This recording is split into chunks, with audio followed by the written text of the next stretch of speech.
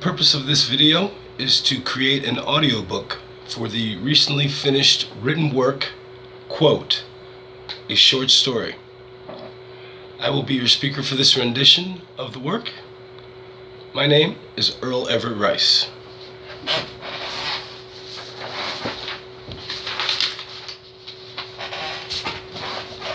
Dedication. This short story has been created for the foster children of today. For all those kids who at times find themselves without hope, surrounded by others yet alone. I was one of you, will always be one of you.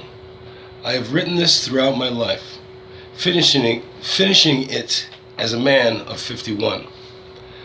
Never forget that there is a power greater than the people in your life.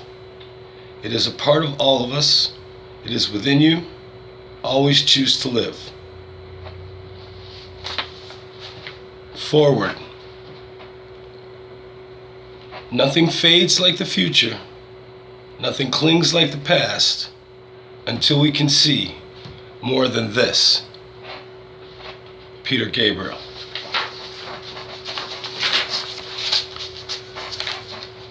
Today is March 2nd, 2016. And without further ado, quote, a short story. To remember, be it with sadness, joy, anger, elation, comprehension, or confusion. Many of us remember many things. It is true that some of us can't remember much at all. The lucky ones, I've often thought. Still, to me, remembering can be one of the greatest burdens to bear. A burden I willingly carry each day. The moment I open my eyes, take a few breaths, the memories come rushing in. By writing this, I somehow hope to ease this burden. Don't get me wrong, it is the very fact of the memories that I live for. The memories and the way I am affected by them are what makes me the man I am today. My memory goes back to one specific moment in time. I was 6 years old, living with my birth mother and the father of my half-brother and half-sister. He was not my father. I woke in the middle of the night, and against the rules, I went to the open second-story bedroom window. I leaned out to look up at the night sky. My 6-year-old sight was completely filled with one thing: Orion. I was transfixed, frozen. Tears started flowing down my face, or my eyes watered. To this day, I'm not sure which. The most amazing feeling came over me. My entire body, my mind, my soul. Like having the shivers from being cold, though shiver I did not. It was as though at that moment, that sight, those stars, they were meant for me to see. Because remember, nobody is to get anywhere near that open second-story bedroom window. To get caught would be a sure beating. To get caught awake and leaning out of the open second-story window, yeah, that would have been it. I could fill this page with descriptive adjectives, but it is from this time and this event that my memory begins. From this point on, I can tell you year by year in great detail the many things that have happened to me as I've walked the path. A path chosen for one Earl Everett Rice. I like to look at life's events as a path. At times a circle, at times a figure eight, at times a line vaulting the horizon, striving for the stars. As I've walked this path, I have left many things behind me. Littered among my footprints lay the remnants of the events that give life to the memories which effortlessly flow through my mind.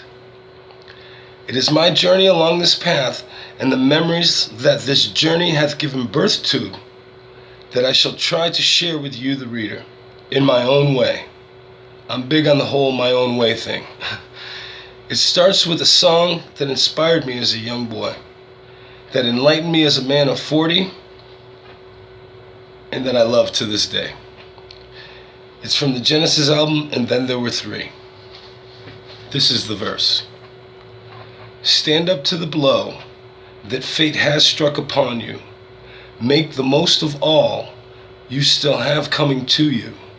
Lie down on the ground and let the tears flow from you, crying to the grass and trees, heaven finally on your knees. Let me live again. Let life come from me wanting. Spring must strike again against the shield of winter. Let me feel once more the arms of love surround me, telling me the danger's past. I need not fear the icy blast again. Upon hearing this, I was moved, fascinated. Not only had someone put into words exactly how I felt my life was at the time, they'd also added music. It was amazing. I understood it clearly the first time I heard it.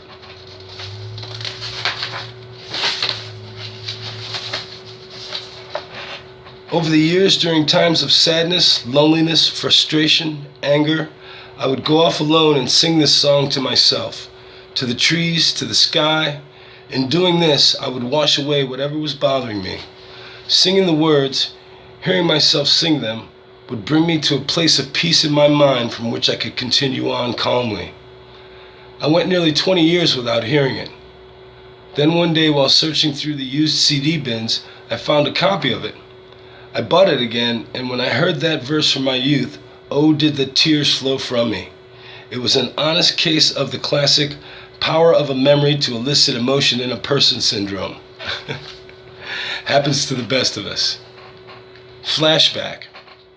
I am 6 years old. It is a hot summer night.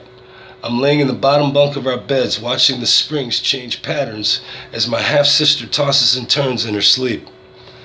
I'm awake, though I'm not sure why or how. At the foot of our bed is a window, open, no screen. We're told constantly not to go near it. There is a feeling deep inside of me. Strange, compelling. I have to get to that window. I lay there listening for the snoring of my stepfather, which will give me the all clear for my act of disobedience. I have to get to that window. I must. The snoring starts off low and soft, intermittent, choppy. Then, after an eternity, it becomes loud and steady. Still I wait. Then, to this day, and I can't tell you why, I calmly get out of my bed and walk to the open window. 5 child's steps. After reaching the window, I got down on my knees and leaned out as far as I could to get a better look at the stars. I recall vividly looking up over my left shoulder at the night sky. Then there it is, huge, stunning, magnetic.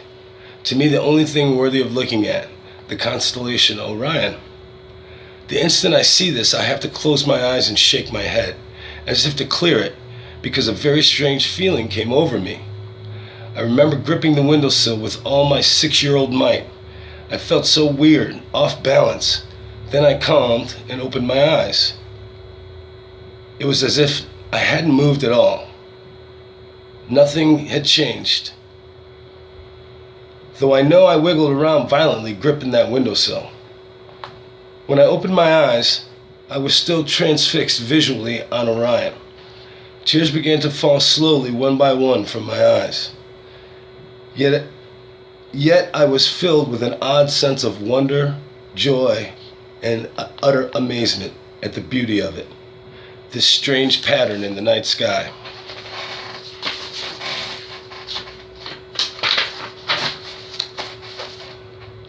Mind, body, and soul, I was changed.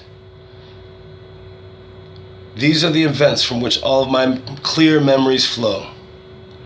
This is that exact point in my mind that I easily go back to. From this point, all else stems. Over the years, I often find it strange, though I never questioned the why or how. I did when I was young, question it. Hell, I questioned everything. Sometimes I still do. As I've gotten older, I try to explain it to myself like this. There was a spirit inside of that little boy that was there from the time that he was born. Yet there was something else meant to be. That night, looking out that window at that moment, for whatever reason, the all chose, something changed. From that night, that little boy gazed up at the stars of Orion, Some beings decided to attempt to change the outcome of that little boy's life, to open his eyes a little wider, to give him a little stronger sense of wonder, make him a little more curious than the other little boys and girls he'd come to know, to give him the ability to sing, dance, run, jump, just a little more than the other kids. And let us not forget the balance. We will give him more loss, more pain, of mind, of the body, of the heart, and of the soul. More confusion, more frustration. Let us show him what can and may be, yet fall short will he. Time and time again.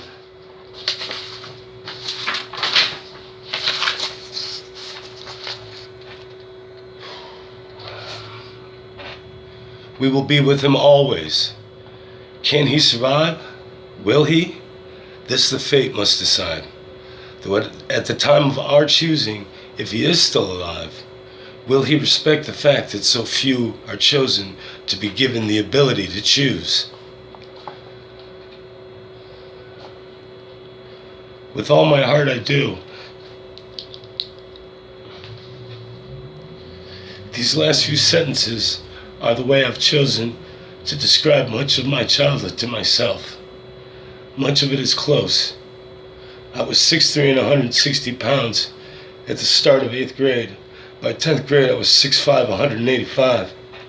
I sang in the church choir for a short while, in the school choir because I had the hots for a certain girl. Then I ended up singing for the senior variety show, even though I was only in 10th grade. All my bandmates were seniors.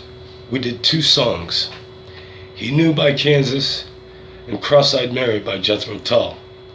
It was amazing. There were 2 slots for 2 bands, one before intermission and one after. The cool guys chose the after slot. We were looked at as the marching band and choir chumps. The other dudes, they were the metal guys. And let me tell you, metal ruled in 1979.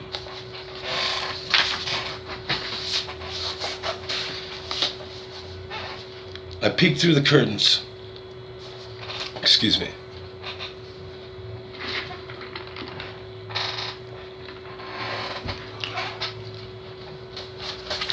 I peeked through the curtains. I had never sung in front of anyone except in church. These were my friends, their parents, friends of friends. I was that tall foster kid from that home from Black City kids out in Kirkville. Hell, he's not even black, mixed, half and half. The terms most used to describe me. Back then, it was used as a nice way of saying black, though I was the poster child for the term colored. When anyone would say it in front of my face, I always came back with, "Oh yeah? What color am I, you blank, blank, blank, blank, blank, blank, blank?" Things would go downhill from there. When I peeked out that curtain, people were jamming their way through and wedging themselves into the aisle where you were not supposed to be. The aisle is for coming and going to your seats, people. This was the rule in the auditorium. Always. Not only that, but the thing I see most, even now, is all the people jammed into the 2 doorways at the end of the aisleways. I could clearly see them all because the hallway lights could not be turned off. So the auditorium was dark except for the 2 doorways at the end of the aisles. The hall was packed. As I looked out, people were still trying to jam their way into the last space at the end of the aisle. I was rocked, scared. I'm not gonna lie. We were the nobodies. Why were all these people here? And why were the chaperones letting all those kids sit in the aisle like that? I still do not know why these things went the way they did that night, as far as the crowd was concerned. This I do know. We sounded awesome. I get a chill whenever I think of it. That night, when I hit the right notes at the right time, it was awesome. The band hit all the changes perfect. I'm talking Kansas here. Piano, flute, wailing guitar, bass, drums, tight. We even had the kettle percussion big boy drums. Hey, we had contacts in the marching band, and there was no way they were not going to hook us up.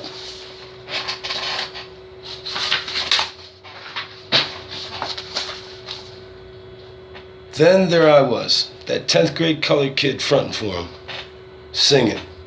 Still, I had to hitchhike home. Even though we killed it on stage as a band, I had to walk home down Kirkville Road, back to my foster home, praying a car would come. There was no one to give me a ride. I had to hitchhike to get there. They were already setting up when I walked down the hall from the cafeteria. That was the closest entryway from Kirkville Road at the time. So as you can see from this small slice of a memory that I've tried to convey, I have from a very young age been made aware of the presence of the balance. Then, to me it seemed that no one cared, or it was because I was a foster kid, or because I wasn't white, blah, blah, blah, blah, blah. But over the years, I have learned and been through much in many different places. I now know that there is much more to it. That first time I saw it, I had no way of knowing that it was the constellation Orion. I just thought there was something way cool about that one star pattern. Star patterns. That's what I called them when I was a kid. No one had the time to tell me any different until I was much older. His name was Mr. Stelrek. He was my 8th grade science teacher. I asked him about my star patterns one day before class, and he told me that they were called constellations. We had a big star chart with no names for the constellations by the science classroom door.